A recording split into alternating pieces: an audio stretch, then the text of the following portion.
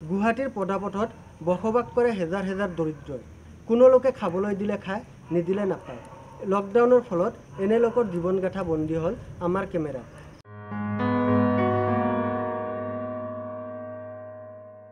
গুৱাহাটীৰ পদপথত বাস কৰে হাজাৰ হাজাৰ দৰিদ্ৰই।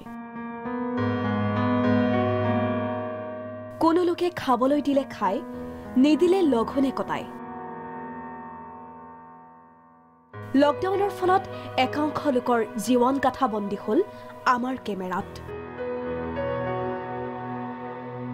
ইফালে জীয়াই থকাৰ তাৰণা, আনফালে প্ৰাকৃতিক দুৰ্যোগ। খাবলৈ নাই ভাতমুঠি, শুবলৈ নাই ঠাই। চিপ চিপ বৰষুণৰ মাজত এনেদৰেই ঘূৰি ফুৰিছে মানসিকভাৱে বিকাৰগ্ৰস্তই। দেশৰ লগতে ৰাজ্যতো লকডাউন, ঘৰত আবদ্ধ সকলো। সৃষ্টি হৈছে খাদ্য সংকটৰ। একাংশ লোকে কিছুমান লোকক সাহায্য দিছে যদিও এতিয়া ভোকে পিয়াহে দিন অতিবাহিত কৰিছে বহুত দৰিদ্ৰই। কাক ক'ব, কোনে বুজিব?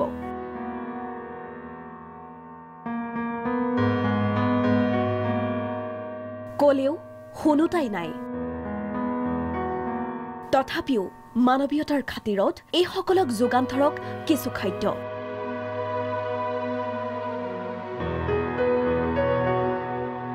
কাৰণ মানুহে মানুহৰ বাবে। ফটো সাংবাদিক অজয়ৰ সৈতে ছাইদুৰ ৰহমানৰ ৰিপৰ্ট, প্ৰাগ নিউজ, গুৱাহাটী।